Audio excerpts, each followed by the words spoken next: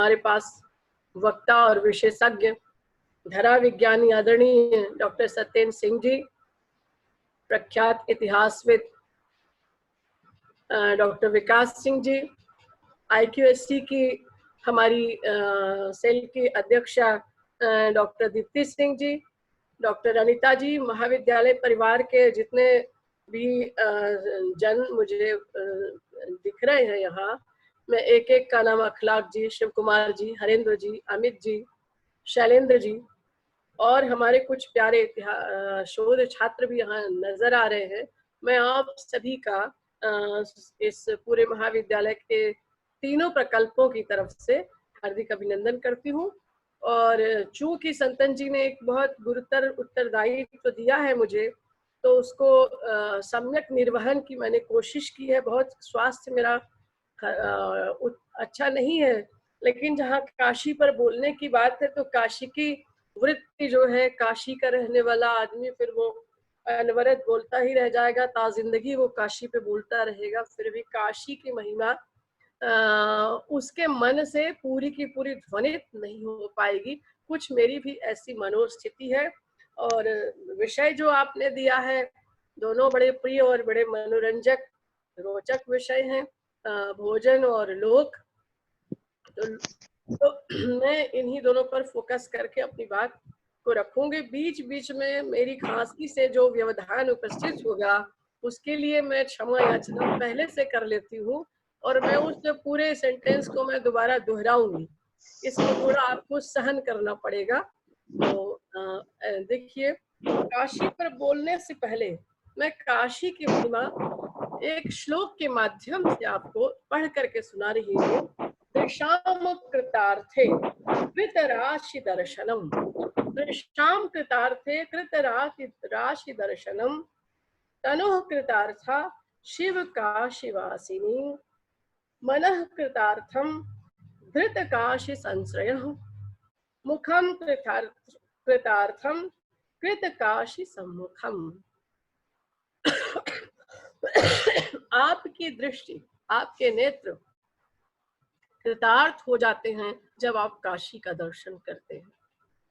उससे बढ़ के अगला चरण क्या होता है, आपका शरीर जब काशी का आश्रय ग्रहण करता है तो कृतार्थ हो जाता है। फिर उसको स्वर्ग नरक पुनरागमन आवागमन पुनर्जन्म इन सब के बंधनों की कोई परवाह नहीं रह जाती है।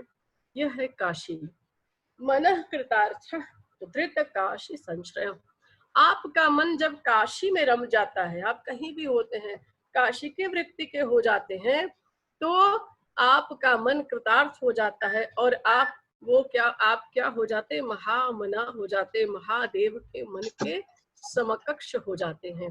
काशी का ये महत्व है। मुखम कृतार्थम कृत काशी सम्मुखम, आपका मुख ही, अगर आप वहीं लहुरी काशी से बैठ करके काशी का चिंतन अनुचिंतन कर रहे हैं, काशी की तरफ देख भी रहे हैं, आपका मुख भाग भी है, तो आपका मुख कृतार्थ हो जाएगा कि आप काशी का दर्शन कर रहे हैं। यह है एक काशी की संस्कृति, एक काशी के रहने वाले के यहाँ पर जो जन रहते हैं।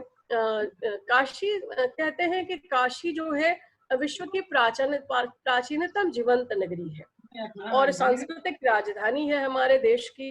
आप यूं कह ले कि पूरे विश्व की को संस्कृति का संदेश और प्रसार काशी की धरा से ही फैला, ऐसा काशी वाले बोलते हैं।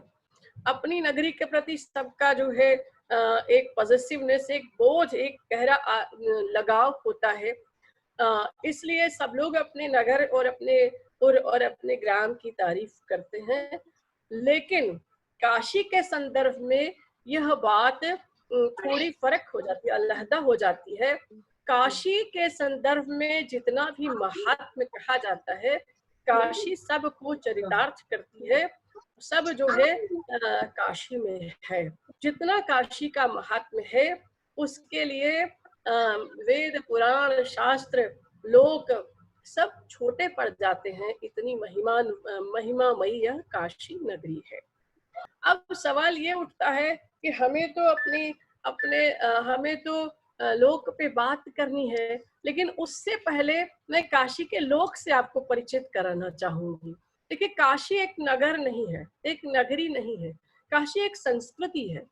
और वो ऐसी संस्कृति है जिस संस्कृति को कहते हैं ना कि जिस संस्कृति को अगर आपने आत्मसात कर लिया, तो आप कहीं के भी रहने वाले हो, देश विदेश अंतरराष्ट्रीय जगहों से लोग आए और काशी में आकर के बस गए और बस करके फिर कभी नहीं गए। तो वो काशी में रहने आए, काशी की संस्कृति को आत्मसात कर लिया, काशी उनके अंदर लहलहाने लगी, लहराने लगी।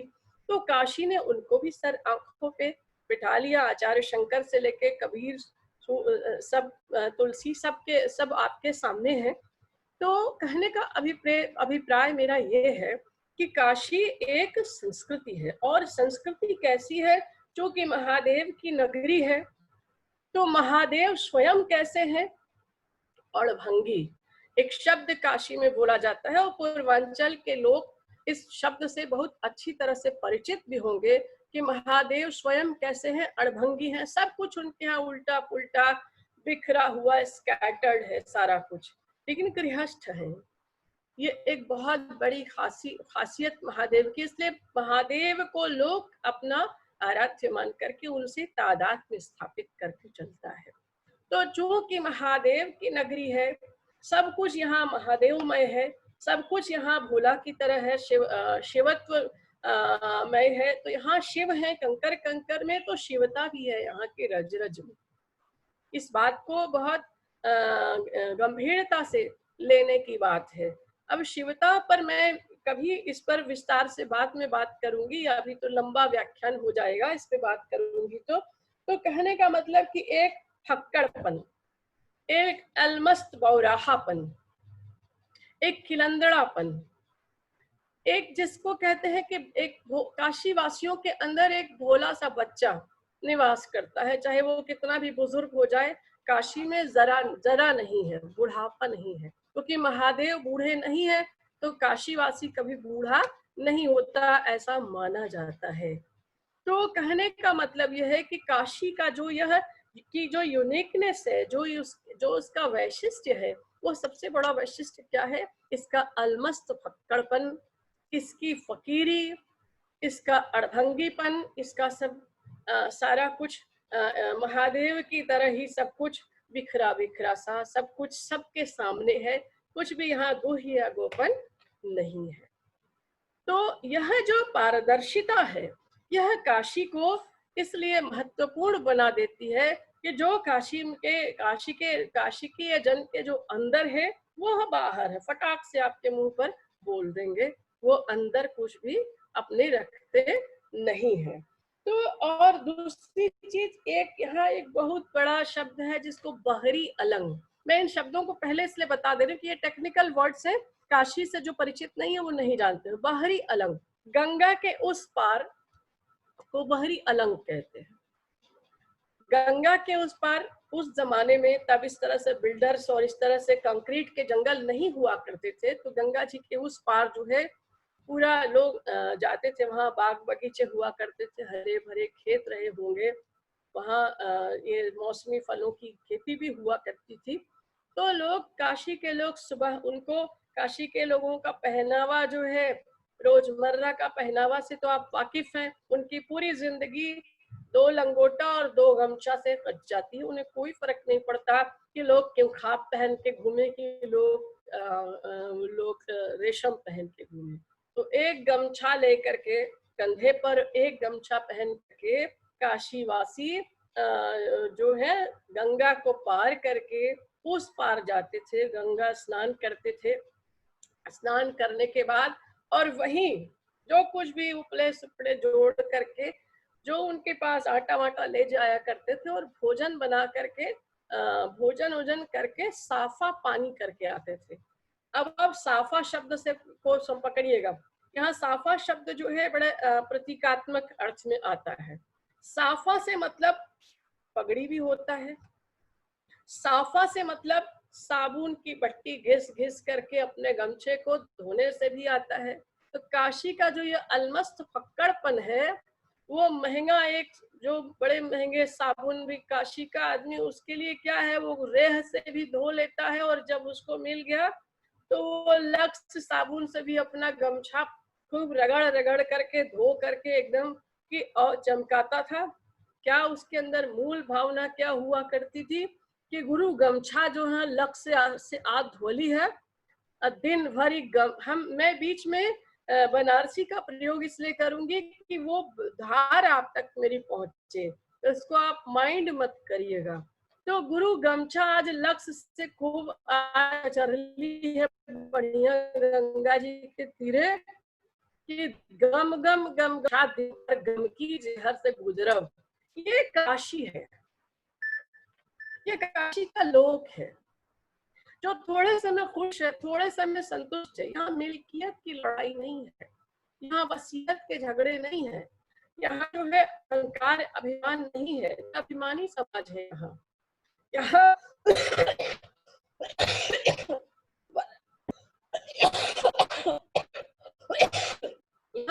वर्चस्व की लड़ाई नहीं है।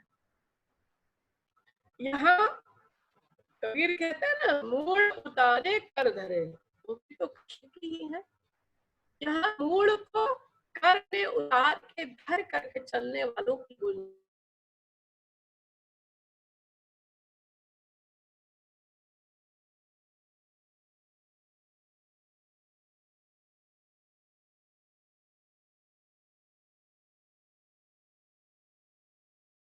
जगह आप देखेंगे घाटों पर, यहाँ जहाँ घाट नहीं है, चिकने चिकने पत्थर और बटिया अपनी जेब में लेकर के जाते हैं, और वो उसको घंटों बैठ करके भांग की बूटी विजया की घिसाई होती है। और यह विजया की घिसाई जो है, जिसे पूरा दिखा स्क्रीन, यह विजया, ये विजया की जो घिसाई होती है वह घंटों चलती है, और उतनी देर तक काशी वासियों का गलचौरा भी चलता है। गुरु ही गुरु, वहाँ यहाँ कोई चेला नहीं है, मालिक और राजा कोई यहाँ, वहाँ यहाँ कोई प्रजा नहीं है, यहाँ कोई चेला नहीं है, यहाँ कोई जो है सेवक नहीं है, यहाँ सब जो है मालिक है, राजा है, गुरु है। तो इसको मेरी आवाज आ रही है?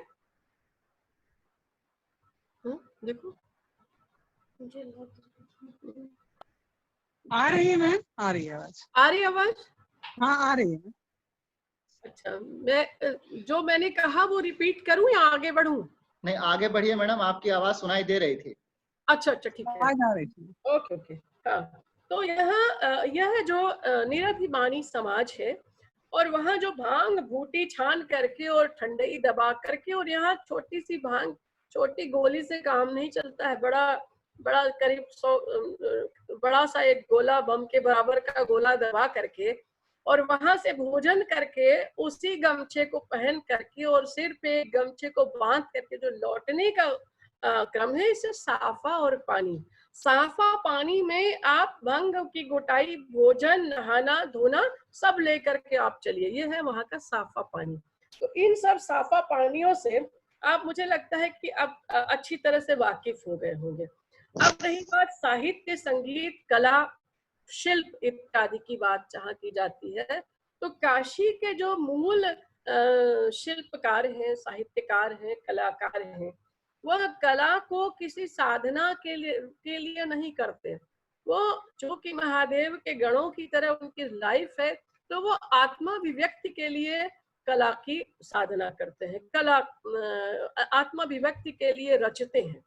और रचने के बाद अगर किसी ने तारीफ कर दिया कि अरे बहुत अच्छा बनाए हैं, चित्रगर है बहुत अच्छा बनाए हैं, कसीदाकारी बहुत अच्छा बनाए हैं, कविता है बहुत अच्छा बनाए हैं, गीत बहुत अच्छा गाए हैं, तो एक ही सेंटेंस उनका होता है काशी वासियों का कि गुरु हमें तो जौन रचे के रहे रच देली, अब तू मजा ला।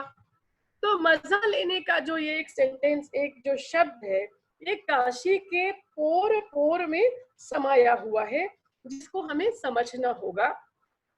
फिर दूसरा मैंने जो सबसे बड़ी बात ये कही काशी की कि यहाँ अभिमान सर ऊंच रखने वाले, ईगो रखने वाले आदमी की यहाँ रिहाइश नहीं है। यहाँ वो नहीं उठ सकता, क्योंकि यहाँ पैदाइश के समय ही बच्चा जब बड़ा होता है तो घर में यह शिक्षा दी जाती है, विद्वानों को हमेशा आदर किया जाता है और यह शिक्षा दी जाती है कि केहू के छोटा मत समझिए, बड़कई तब्बे मिली।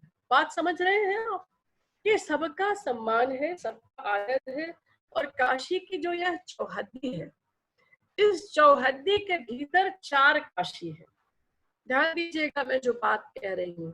काशी के जो किरदार है, काशी का जो कैरेक्टर है, चरित्र है, उसको भी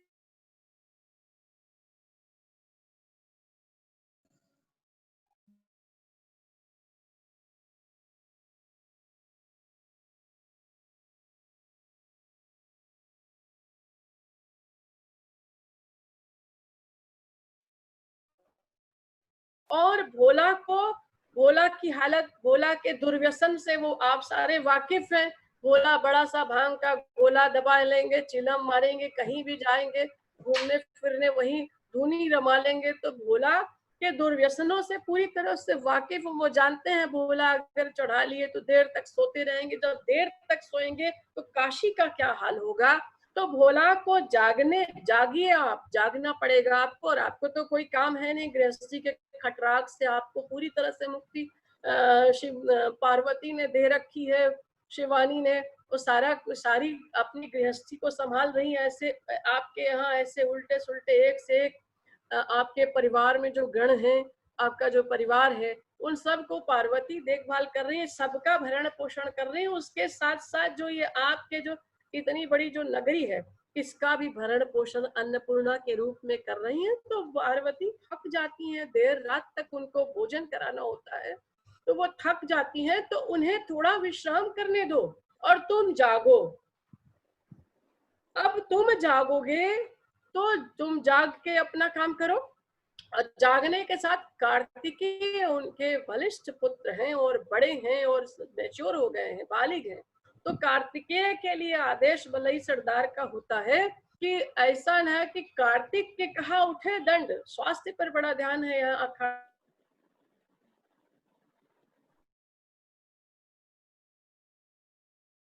व्यायामशालाओं का कल्चर है। आज भी कार्तिक से कहा कि हो न सो के अपन स्वास्थ्य खराब करें, उनसे कहो वो दंड जो बैठक करें ताकि स्वस्थ रहें, पुष्ट रहें, ताकि मनुष्य मानव समाज की रक्षा करें।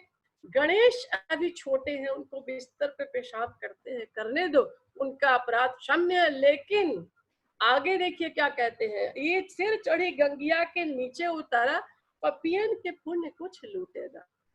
ये जो गंगा आपके सर पे चढ़ के उमड़ घुमड़ करके घूम रही है, अब इसको नीचे उतारिए, अब इसकी जरूरत है। क्योंकि हम सब, ये जो समाज है, ये पाप के भार से दब गया है और इससे इससे अवसादित हो रहा है। ये जब नीचे उतरेगी आपकी महादेव, आपकी सिर चढ़ी, तभी तो हम लोग इसमें स्नान करके और पुण्य का भाजन बनेंगे, अपने पाप को धोएंगे। ये बलई सरदार भोला को गा करके कहते थे। फिर जब वहां सुबह उनकी जो ड्यूटी थी, चूल्हा जला करके बच्चों को सुपुर्द करके और चले जाना, तो जब वहां से गुजरते थे, ये उनका रोजाना का क्रम था, इसको लिखा है विद्वानों ने। तो वहां से जब गुजरते थे तो दुर्गा कुंड मंदिर के पास गुजरते थे, तो वो अपना गमछा लिए रहते थे और गमछे से मंदिर के सामने गुजरते थे तो अपना मुंह ढक लेते थे। ध्यान दीजिए, ये कथा मैं इसलिए सुना रही कि काशी के लोग को आपको समझना पड़ेगा। तो वो अपना मुंह ढक लेते थे गमछे से और लोग और पूछते देखिए थे, अरे भले और देखिए काहे आप ओडेसियन अरे ओडेसिया हाँ ठीक है। हाँ, तो बलई सरदार से लोगों ने पूछा कि भैया ये ऐसन काहे दुर्गा जी के मंदिर का, अरे वो हमार भयो लगे ले। ध्यान दे रहे, जो दुर्गा मंदिर में दुर्गा जी का की प्रतिमा है, वो बलई सरदार की भयो है। भोला की पत्नी उसकी भयो हुई, और भयो जो होती है उससे पर्देदारी की रिवायत है हमारे हिंदू समाज में। तो वो कहती वो कह रहे हैं कि वो हमारी भयो है। अब वो बेचारी क्या क्या करे, वो इतने लोग दर्शन करने आते, वो हमको देख के वो बेचारी कितना हमको घूंघट काढ़ के बैठे, तो उसको दिक्कत होगी इतने लोगों को दर्शन देने में, तो उससे हमारा पर्देदारी उसको दिक्कत होगी, तो मैं अपना ही मुंह ढक लेता हूँ। ये काशी का लोग है, ये जो भक्ति को जीता है, जो महादेव के साथ जीता है, जो महादेव के साथ आत्मीय संबंध बना के रिश्ते गांठता है, और रिश्तों की यहाँ गर्मजोशी की बात की जाती है। तो यह जो है काशी है। अब रही बात काशी के लोकगीतों और भोजन पर बोलने से पहले मैं काशी के कुछ प्रमुख संतन जी, मैं समय सीमा का अतिक्रमण तो नहीं कर रही हूँ? नहीं मैडम, समय सीमा का मेरे अतिक्रमण पास बिल्कुल नहीं है, हमारे पास पर्याप्त समय है। अच्छा ठीक है, मुझे आप बता दें मुझे कितनी देर में अपनी बात खत्म करनी है? मैडम आप 45 से 50 मिनट तक आप रखें, उसके बाद संवाद की शैली में एक आध प्रश्न भी आमंत्रित करेंगे हम लोग। जी जी जी, बिल्कुल बिल्कुल।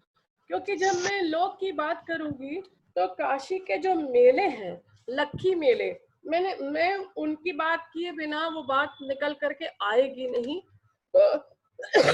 तो अब यह जो काशी की लोक परंपरा है, देखिए काशी में शास्त्र और लोक दोनों समन्वित रूप से चलते हैं। काशी के शास्त्रीय परंपरा अपनी अलग है, पक्के महाल के पंडितों की परंपरा है, पक्के गायन की परंपरा है, उसी के समानांतर में लोक की परंपरा भी चलती है, जो कजरी, चैती, रज्जगा, ठुमरी, दादरा और पूरा का पूरा ये दालमंडी का क्षेत्र जो है वो लोक गायन की समृद्धि की परंपरा है।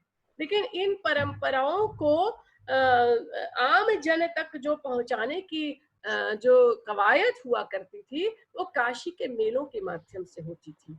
क्योंकि काशी का जन जो है वो उसकी सबसे बड़ी सबसे बड़ी साध और सबसे उसकी रूटीन क्या हुआ करती थी, सुबह उठना, गंगा स्नान करना, महादेव को एक लोटा जल चढ़ा करके आना। तो रोज का रोज जो है वो महादेव के साथ जुड़ा हुआ व्यक्ति, कुछ रोजों के लिए उत्सव धर्मिता तो उसके अंदर कूट कूट करके भरी हुई है, तो उत्सव धर्मिता उसकी कहाँ संतुष्ट होती थी? इन मेलों में संतुष्ट होती थी। और धीरे धीरे बड़े बड़े ज्ञानी ध्यानी यहाँ पर हुए, सूर हुए, तुलसी हुए, कबीर हुए, यही बहुत बड़े बड़े यहाँ ज्ञानी ध्यानी हुए। तो इन लोगों ने बहुत सी परंपराएं स्थिर की, चूंकि ये शैव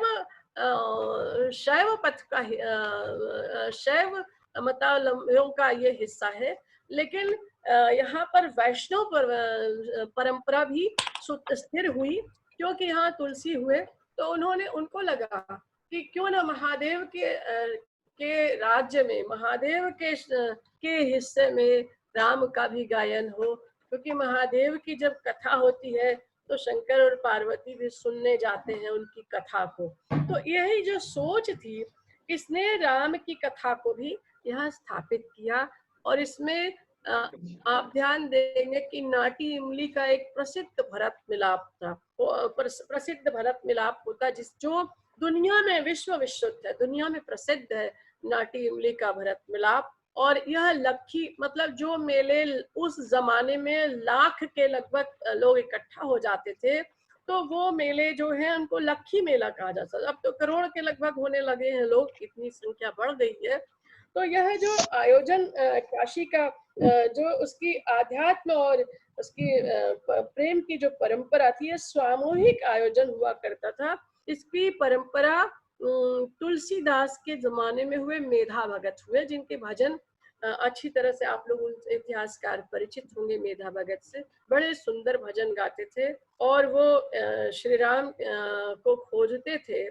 और कई बार ये किंवदंती आती है कि कई बार श्री राम लक्ष्मण उनको आकर के मिल के गए, लेकिन उन्होंने पहचाना नहीं, चर्म चक्षुओं से वो दिव्य दर्शन को नहीं सकता। तो उन्होंने, मेधा भगत और तुलसी ने मिल करके सोचा कि क्यों ना यहाँ राम के गीत भी गाए जाए, राम की लीला भी रची जाए। तो उन्होंने तय किया कि यहाँ एक छोटी सी लीला का मंचन किया जाएगा। तो वहां से भरत मिलाप की बात उन्होंने कहा कि ठीक है, भरत मिलाप, हम लोग भरत मिलाप से शुरू करते हैं, जिसमें संवाद कम होगा और भाव पक्ष ज्यादा होगा। तो यह उस जमाने से भरत मिलाप की परंपरा चली। अब ये सारा का सारा जो ये विलक्षण मेला जो है, ये सारा का सारा सामूहिक आयोजन होता था। यह जो है किसी मतलब ये राज्य पोषित नहीं था, इसको भगत मिल करके, भक्त जन मिल करके, आम जन मिल करके आयोजित करते थे और संपादित करते थे। तो वहां से लोहटिया एक जगह है, उसको अयोध्या मान लिया जाता था। और आश्विन शुक्ल एकादशी को ये लीला होती है। सूर्यास्त के 4 से 5 बजे के बीच में यह भरत मिलाप संपन्न होता है। और लोग कहते हैं, जो लोग वहां गए हैं वो लोग कहते हैं कि यह विलक्षण मेला है। उतनी देर के लिए जो है ऐसा लगता है कि राम, भरत, लक्ष्मण, शत्रुघ्न स्वयं यहाँ उपस्थित हुए हैं। अपार जन समुदाय इकट्ठा होता है। नाटी इमली घनी बस्ती है, वहां पर बड़ा सा बीच में मैदान है, वहीं पर भरत मिलाप की लीला होती है। उससे पहले लोहटिया से यात्रा चलती है। और आप समझ लीजिए कि जो व्यास जी हैं वो इस लीला को संपन्न कराने के लिए बहुत दिनों तक जो लीला के पात्र होते हैं उनको संयम नियम का जीवन यापन करके ट्रेनिंग दी जाती है। और इसके साथ साथ रामलीला का जो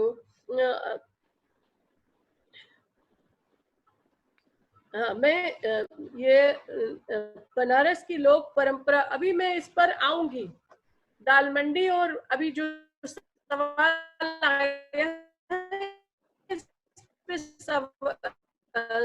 संवाद के समय मैं इस पे आऊंगी। तो उस समय जो है वहां से निकल करके लक्ष्मण ये विमान से आते थे। और उस विमान का जो एक एक जो रखने वाला जो हत्था होता है वो 2.5 मन का एक एक है। और वहां पर जो यादव बंधु जो है वो इस लीला को संपन्न कराने में यदुवंशी बंधु सबसे बड़े वहां के सूत्रधार और सारे उसके आयोजन समिति में सबसे प्रमुख भागीदार होते हैं। और वहां उस साइड के लोग ये मनाते हैं कि अगर मेरा पुत्र होगा तो मैं भरत मिलाप के रथ, मतलब काशीवासियों की ये साध होती है खासतौर से यदुकुल में, कि अगर मेरा पुत्र होगा तो मैं ईश्वर इतना बलिष्ठ बनाएंगे कि मैं मिलाप की लीला में रथ ढोएगा। ये साध है, छोटी दिल, ये छोटा सा छोटी सी आशा, छोटी छोटी आशाएं हैं, छोटी छोटी साधे हैं काशी में। तो वो रथ ढोते थे। और वहां से पैदल बड़ा गणेश से चल करके ये शत्रुघ्न और भरत ये दौड़ते हुए लीला स्थल पर पहुंचते हैं। और काशी के अपार जन समुदाय जो काशी के नागरिक हैं वो चेन बना करके, मानव श्रृंखला बना करके उनको रास्ता देते हैं। जहाँ पर कोई राजा और प्रजा नहीं रहता, यहाँ पर सब बड़े बड़े सेठ साहूकार रईस जो काशी में है, ये सब भी इन मेलाओं में इनकी भूमिका हुआ करती थी। और स्वयं हमारे महादेव के, हमारे काशीवासी अपने महाराज को बहुत मानते हैं, बहुत सम्मान करते हैं। हम लोग उनको शिव का अवतार मानते हैं। महाराज का जब नाम आता है तो सिर श्रद्धा से झुक जाता है। तो हमारे साक्षात शंकर के परावतार महाराज काशी नरेश भी आते थे और हाथी पर हौदे से बैठ करके आते थे। और वो व्यास जी को जो है वो आज भी ये परंपरा चली आ रही है। व्यास जी को एक अशर्फी देते हैं और वहां से चल करके फिर वो जब भरत मिलाप संपन्न होता है तो उस समय एक अलौकिक छटा उपस्थित हो जाती है। लोग, काशी के जितने लोग, तो विश्व से लोग आ रहे हैं और वहाँ लोग किस तरह से मान मनुहार करके, अगर उधर किसी के रिश्तेदार का घर है तो वो 1 हफ्ता पहले से ही वहां जाकर के टिक जाते हैं कि भैया सही जगह मिल जाए ताकि हमको दर्शन हो जाए राम के।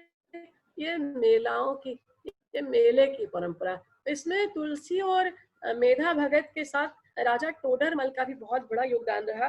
उनके मंशानुरूप उन्होंने हनुमान भक्तों को जोड़ करके इसको शुरू किया था। और कभी आप जरूर देखिए नाटी इमली का भरत मिलाप, आप देखेंगे पूरा के गुलाबी साफा, जितने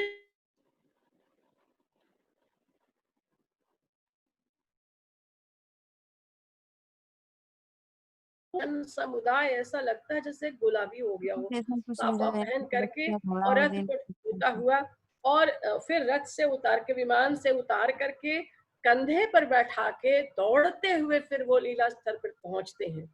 और वो लोग पैदल आते हैं। इस तरह से भरत मिलाप संपन्न होता है। और भरत मिलाप इस तरह का बहुत लंबा तो नहीं है, बहुत देर तक तो चलने वाली ये लीला नहीं है, छोटे छोटे इसके संवाद होते हैं।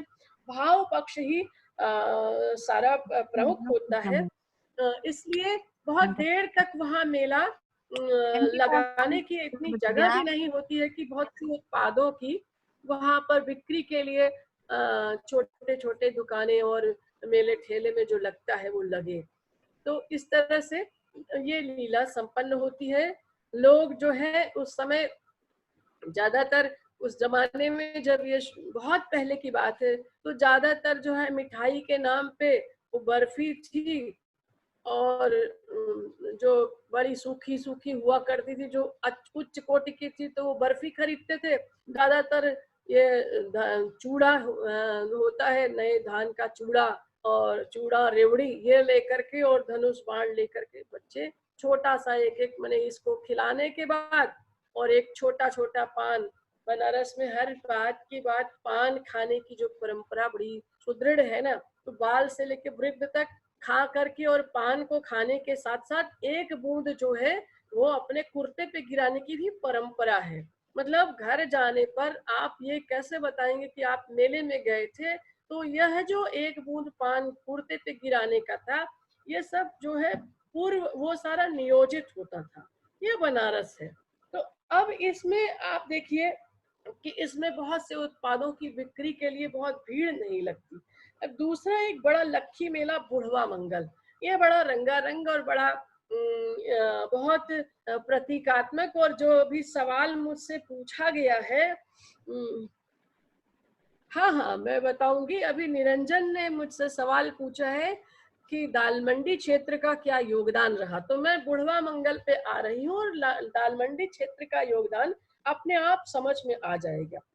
मैडम हाँ निरंजन जी जी, का प्रश्न, पूरा प्रश्न था कि बनारस की लोक परंपरा यदि दाल मंडी वाले क्षेत्र में विकसित हुई तो वह हाँ मुजरा और कोठों की परंपरा से मिली हुई है, क्यों, जैसा कि प्रेमचंद सेवा सदन में बताते हैं। नहीं, बिल्कुल नहीं। और दूसरा प्रश्न हाँ प्रतीक्षा राय ने पूछा है, आरती के हाँ विषय में भी उन्होंने आग्रह किया है कि 10वां घाट और आरती के संबंध में भी आप अपने व्याख्यान में प्रकाश डालें। तो इन दो प्रश्नों को अभी समाहित करते हुए हाँ, अपने मैं व्याख्यान देव दीपा हाँ मैं लास्ट में जब आऊंगी तो देव दीपावली के समय आरती पर प्रकाश डालूंगी। लेकिन निरंजन का जो सवाल है ना, वो सवाल सही नहीं, वो अधूरा है। देखिए ऐसा है कि बुढ़वा मंगल वृद्ध अंगारक, जिसको इसका जो शुद्ध नाम है वृद्ध अंगारक, लेकिन चूंकि ये काशी में होने लगा, तो धीरे धीरे अपभ्रंश होते होते प्राकृत में उतर आया और इसका नाम बुढ़वा मंगल पड़ा। यह जो बुढ़वा मंगल का मेला है, यह मेला बजड़े पे लगता था, और बजड़े पर लगता था तो बजड़े पे क्या सजता था, बजड़ा काशी में क्या है, काशी में हर तरह के लोग हैं, काशी में बड़े बड़े रईस हैं, काशी में बड़े बड़े पहलवान हैं, बड़े बड़े संगीतकार हैं, गवैये हैं, काशी में गवनहारने हैं, काशी में एक गाने वाली और कोठों की परंपरा एक पूरी तरह से है, और वहां पर रहने वालों की एक परंपरा है, रहने वालों की एक जमात है काशी में। यह सारी बिरादरी है। काशी में पंडे हैं, काशी में अखाड़ों के पहलवान हैं और पहलवानों के गुरु हैं, काशी में गुंडे हैं, ये इन सब के बजड़े लगा करते थे।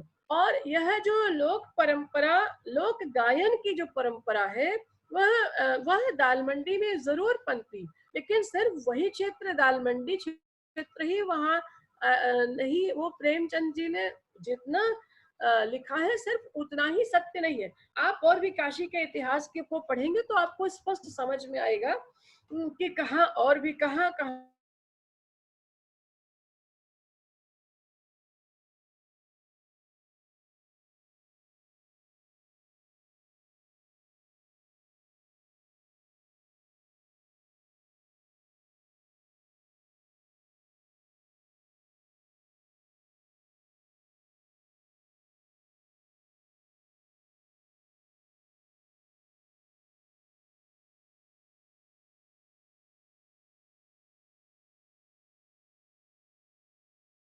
पर भी पूरा सरंजाम होता था, खाना पीना, नाच गाना, महफिल, आतिशबाजी और सैनिक शक्तियों के प्रदर्शन तक के लिए बजड़ा तैयार होता था।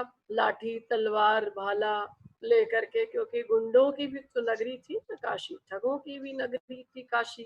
तो इस तरह से बजड़ा सजता था। और बजड़ा आप जानते होंगे कि जो दालमंडी क्षेत्र में बड़ी बड़ी क्लासिक गाने वालियां थी, उसमें से खास तौर से मुझे कुछ नाम याद आ रहे हैं। विद्याधरी बाई, काशी बाई, बड़ी मोती बाई, हुस्नाबाई, द्रुपद धमार, ये सब वो गाते थे। ऐसा नहीं कि लोकगीत ही वो गाया करते थे, विशुद्ध शास्त्रीय गायन भी वहाँ हुआ करता था। तो ये इनको जो जिस रईस की ये वित्त पोषिता थी, वो रईस इनके लिए अलग बजड़े, इनके साजिंदों के लिए अलग बजड़े के साथ सामान सजा करके, बजड़ा मतलब नाव, एक बड़ी सी नाव। और वो उस जमाने में इतिहासकारों ने, विकास जी ज्यादा अच्छे से बता पाएंगे, लिखा भी है कि बड़े बड़े मकानों की तरह वो नावें हुआ करती थी। और उस समय गुलाबोत्सव कहा जाता था, और उसको गुलाबोत्सव के रूप में मनाया जाता था। चैती ये 17वीं शताब्दी में ये मेला शुरू हुआ था। और एक मुगल बादशाह का एक कारिंदा हुआ मीर रुस्तम अली, उसने इसको ज्यादा धार दिया। वो इतने प्रभावित हुए कि वो यहाँ आकर के घाट पे, मीर घाट पे उन्होंने एक हवेली बनाई और उसमें रहने लगे, और रह करके पूरा काशी को आत्मसात कर लिया, और काशी ने उनको आत्मसात कर लिया। मीर साहब ने इस बजड़े की जो परंपरा है बुढ़वा मेले की, उसको उन्होंने ज्यादा समृद्ध किया। फिर बाद में उन्होंने उस पर गीत संगीत, और चूंकि वो मूल बाशिंदे लखनऊ के थे, आ करके यहाँ बस गए थे काशी में, तो उन्होंने फिर धीरे धीरे जो भांड भी, तो भांड और नौटंकीबाज और भांड और नाटक और मंचन करने वाले कलाकारों को बुला करके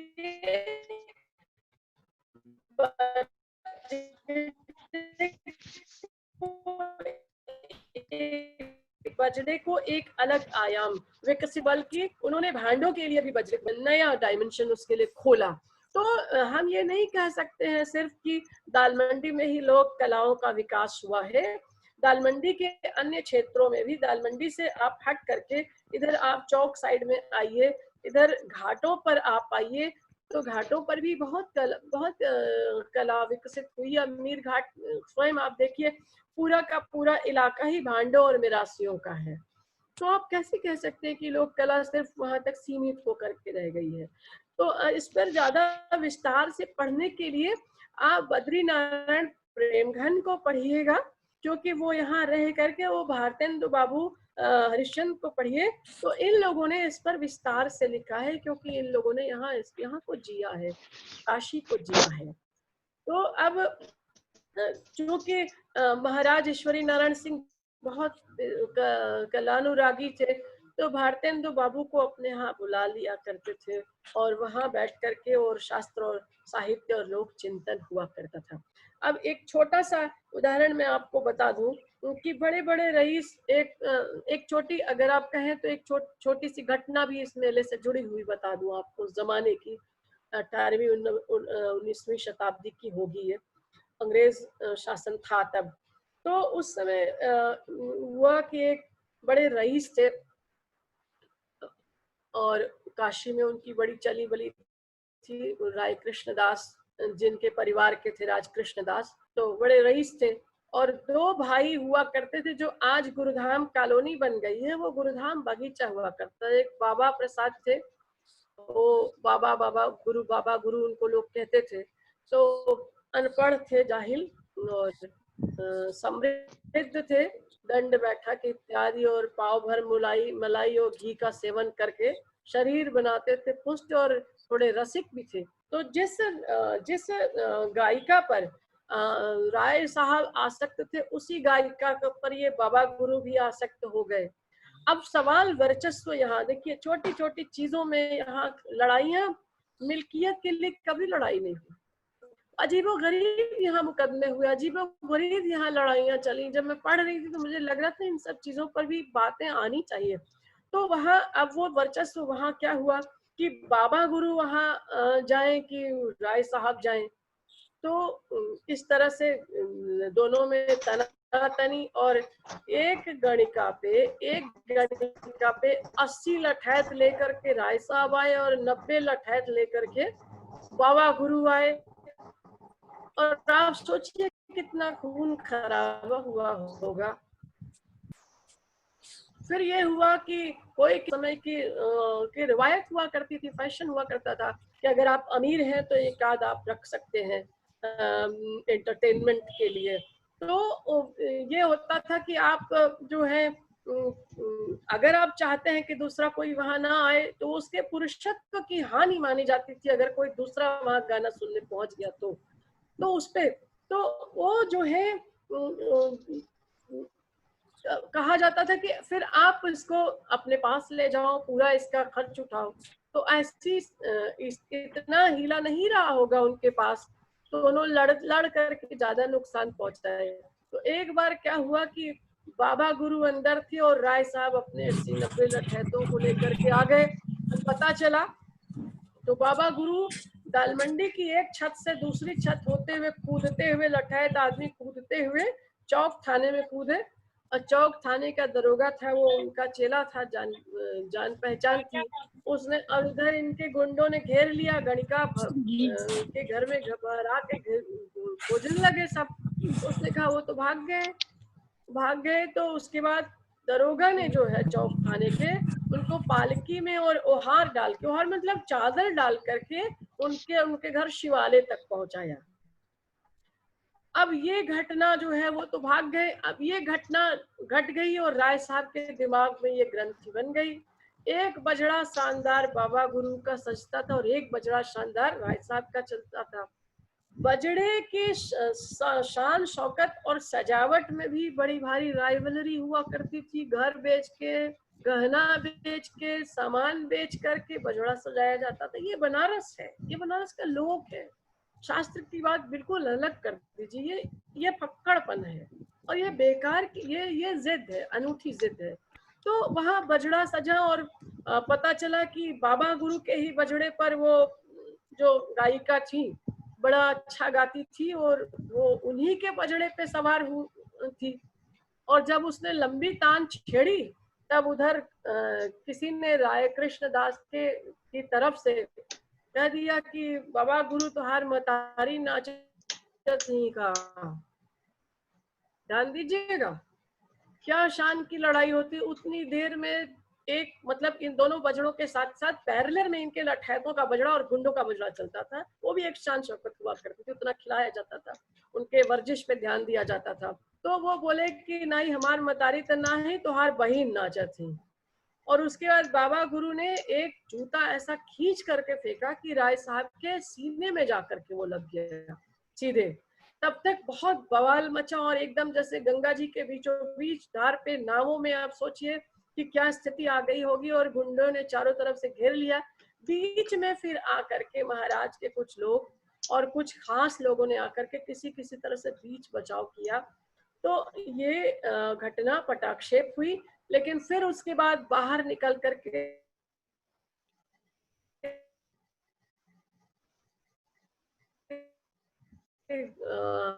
घाटों पर वो जो मारकूट हुई वो एक अपना अलग उसका इतिहास। इस पे लंबे बहुत काशी के लोग बेकार की सनक, इस तरह की सनक के पीछे अपना इतना कुछ होम और करते थे और नुकसान पहुंचाते थे। ये बुढ़वा मंगल हुआ करता था।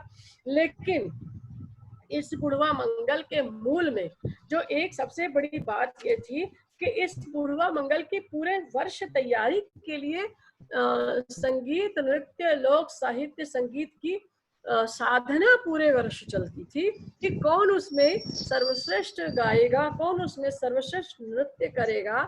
ये सारी चीजें हुआ करती थी जिससे लोक कला संवर्धन को, ईश्वरी प्रसाद नारायण सिंह के जमाने में लोक कला संवर्धन को इसीलिए बहुत ज्यादा महत्व मिला।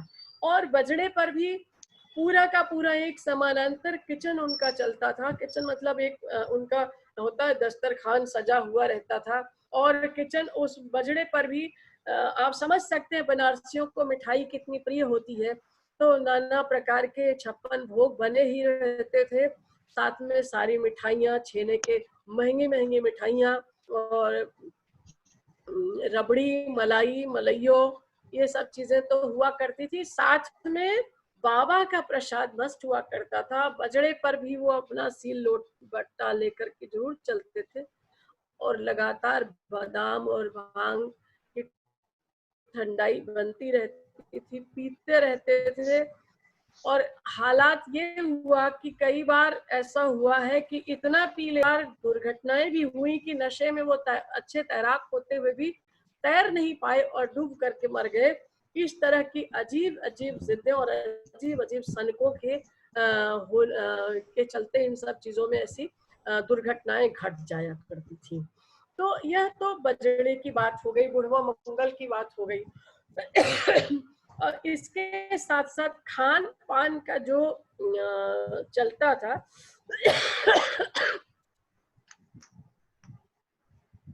निरंजन जी धन्यवाद आपको।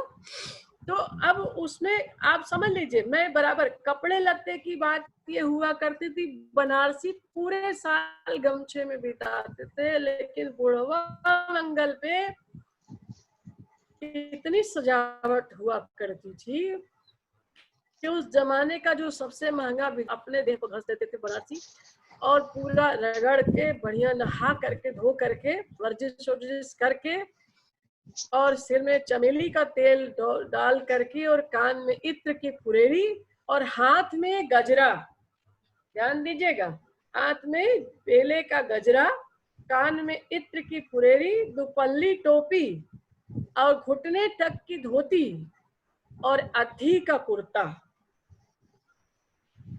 कुर्ता और जो दुपल्ली टोपी होती थी उसमें काफी अच्छे बेल बूटे और कसीदे कढ़े हुए होते थे। यह पूरा पहन करके बनारस के लोग निकलते थे। कुछ लोग इसमें दुपल्ली टोपी, जो रईस होते थे वो दुपल्ली टोपी पहनते थे, और जो इस तरह के जो गुंडे बदमाश जो हुआ करते थे, इनकी ये दुपल्ली टोपी ये भी पहनते थे, लेकिन इनको साफा बांध करके अपने आप को बहुत वो दिखाने का, बड़ा पौरुष दिखाने का इनको बड़ा अभिमान था, तो उनके वेशभूषा में भी वो चीजें चली आती थी। तो पूरी सजावट के साथ जाते थे।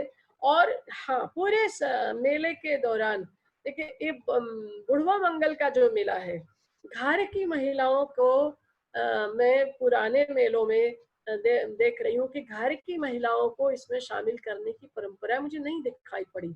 अब तो हम लोग सब जाते हैं सारा, लेकिन घर की महिलाएं उस जमाने में नहीं जाती थी, क्योंकि उस जमाने में घर से के अलावा घर के बाहर की भी महिलाएं बहुत घर की हुआ करती थी। तो उन महिलाओं को लेकर के जाना शान शौकत के अंतर्गत माना जाता था।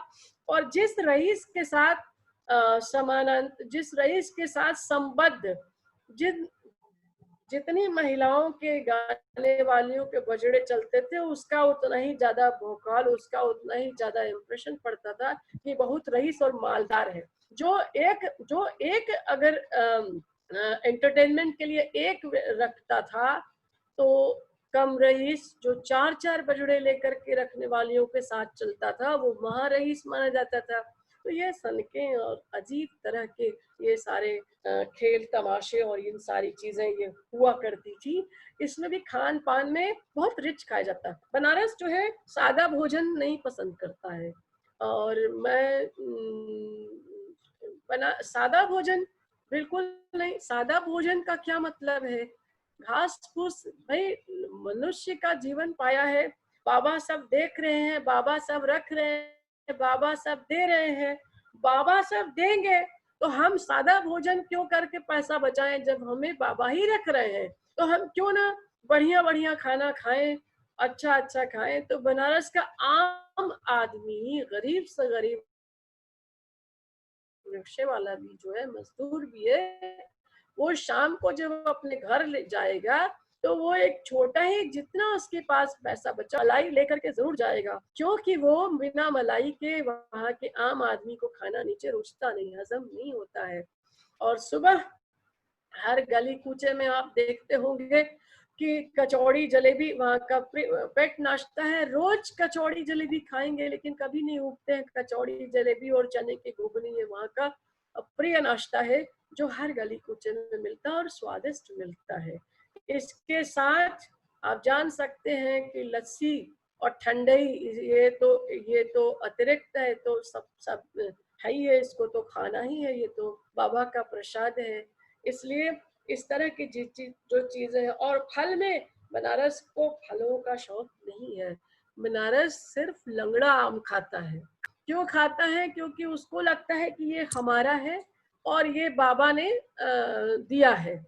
तो वो लंगड़ा आम को विभिन्न प्रकार से खाता है। कभी वो चूस के खाता है, कभी वो काट के खाता है, कभी वो सुखा के अमावट बना देता है, कभी वो उसमें वो विभिन्न प्रकार के प्रयोग करके खाता रहता है। लेकिन फल के नाम पे बनारस जो है लंगड़ा आम को का प्रेमी है। और सारी मिठाइयाँ विशेष रूप से पर्वों के हिसाब से यहाँ भोजन चलता है, वो लास्ट में मैं बताऊंगी। तो बुढ़वा मंगल की इस कथा से मुझे लगता निरंजन की, और निरंजन इस पर विषय बहुत ज्यादा फोकस करने के लिए अगर तुमको जानना है तो भानु शंकर मेहता जी ने जो काशी के इतिहास पर लिखा है उनको पढ़ो, तो अपने आप समझ में आ जाएगा किन किन दिशाओं में लोक कला का विकास स्थिर हुआ, सुदृढ़ हुआ। तो उसके बाद अब हम बुढ़वा मंगल मना चुके हैं, तो अब दूसरा मेला जो आता है, जो अभी कोरोना के चलते जिससे ग्रहण लग गया, रथ यात्रा का मेला, यह भी बड़ा मेला है। आपको लगता मैडम होगा। इसी धार्मिक क्रियाकलापों से ही संबंधित एक प्रश्न फेसबुक पे अशोक शाही जी ने पूछा है। हाँ हाँ जी उन्होंने जी जानना चाहा है कि वाराणसी में धार्मिक क्रियाकलापों की क्या भूमिका रही। जी जी जी, वो मेरे आदरणीय है, उनको मेरा प्रणाम कहिए। और वाराणसी में धार्मिक क्रियाकलापों की ही तो भूमिका रही। वहां तो जो दैनंदिन क्रियाकलाप है वह भी बाबा को समर्पित करके ही किए जाते हैं। तो वह भी रोज की जो उनकी दिनचर्या है वह सब बाबा को भोग लगाने के साथ ही शुरू होती है। तो धार्मिक क्रियाकलाप और जनजीवन के क्रियाकलाप वो अलग नहीं है, तो दोनों एक साथ समन्वित भूमिका है। और रही बात शिव की नगरी में वैष्णव संप्रदाय और वैष्णव भक्त पैदा होने की, तो दोनों अनन्य हैं। और बहुत से जो बाहर से महात्माओं, सिद्धों और मनीषियों ने यहाँ आकर के अपनी साधना स्थली और अपना कर्म स्थली बनाया, उन लोगों की भी एक बहुत बड़ी भूमिका रही है। मुझे लगता है कि मैं सर को मैं क्या उत्तर दे पाऊंगी, जैसा मैं महसूस करती हूँ एक काशी की होने के नाते, वो मैंने वो कहा कि धार्मिक क्रियाकलाप तो काशी के जनजीवन का हिस्सा है।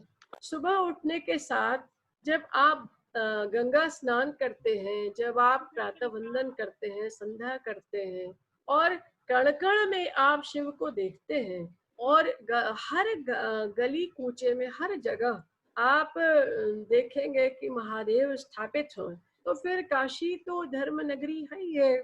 तो धार्मिक क्रियाकलाप तो ऑटोमेटिकली स्वचालित रूप से काशी का जनजीवन अपने आप करने लगता है। उसको वो जीता है, धर्म को जीता है, व्यक्ति को जीता है। वह संकल्पित है कि इसको हमको धर्मानुसार चलना है। और उनके धर्म भी जो है, जो मैं बता रही, ये सारे धर्मांतर्गत हैं। जो मैंने बजड़े पे मैंने जिस रक्षिता की बात की है, वह भी धर्म रक्षिता है। आप ध्यान दे रहे हैं, वहां भी धर्म संबद्ध है। इसलिए काशी धर्म से अनुप्राणित है, काशी को धर्म से अलग नहीं किया जा सकता है। सर को मेरा प्रणाम कहिए। और मुझे बड़ा संकोच हो रहा है कि सर मुझे सुन रहे हैं, और मैं थोड़ा सा, तो अब मैं रथ यात्रा के, संतन जी आप मुझे रोक दीजिएगा अगर मैं, क्योंकि काशी पर बोलने के लिए काशी का आदमी पागल हो जाता है, वो वर्ष कल्प तक बोलता चला जाएगा, फिर भी उसकी बात खत्म नहीं होगी। मैडम अब तो आप बता समाप्त कर सकती हैं, हम लोग समय से आगे चल रहे हैं। अच्छा अच्छा, तो रथ यात्रा के मेले पर मैं बहुत संक्षिप्त प्रकाश दे दूं कि भगवान को जो है ज्येष्ठ मास में इतना अभिषेक करा दिया जाता है, नहला दिया जाता है कि उनको जुकाम हो जाता है। और जब उन्हें जुकाम हो जाता है तो उनको एक विशेष प्रकार का काढ़ा दिया जाता है, काशी में ही संभव है। उसमें लौंग है, बड़ी इलायची, छोटी इलायची, अजवाइन है, काली मिर्च है, ये सब उबाल करके उनको 15 दिन पिलाया जाता है। जब उनकी सर्दी और नज़ला खत्म हो जाता है तो वो फिर उनको स्वस्थ करने के लिए परवल का जूस दिया जाता है, परवल खाते हैं। स्वस्थ होकर के वो पहला कार्य करते हैं, मैं घूमने जाऊं। तो जब वो बाहर निकलते हैं तो ये मेला लगता है। यहाँ भी, यहाँ का प्रसिद्ध जो व्यंजन है वो नान खटाई है। अन्य चीजें भी बिकती हैं, चाट पकौड़े, बड़े बड़े झूले लगते हैं, लेकिन यहाँ पर चढ़ता जो है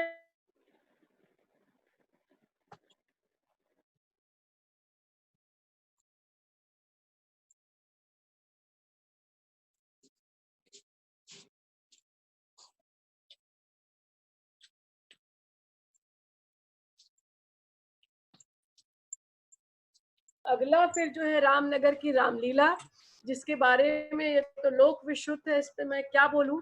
और आज भी वहाँ ध्वनि विस्तारक यंत्र और आज भी वहाँ बिजली का कुछ भी नहीं लगता। आज भी पेट्रोमैक्स की रोशनी में रामलीला खेली जाती है। जब व्यास जी बोलते चुप रहो तो अनुशासित भीड़ चुप हो जाती है, इस तरह से वो लीला चलती है। फिर महाशिवरात्रि के बारे में भी आप लोग टीवी में देखते होंगे, कुछ लोग पहुंचे भी होंगे। बहुत बड़ा मेला लगता है बाबा के ब्याह करने के लिए कौन नहीं निकलेगा। तरह तरह की बारातें जगह जगह मोहल्लों से निकलती है।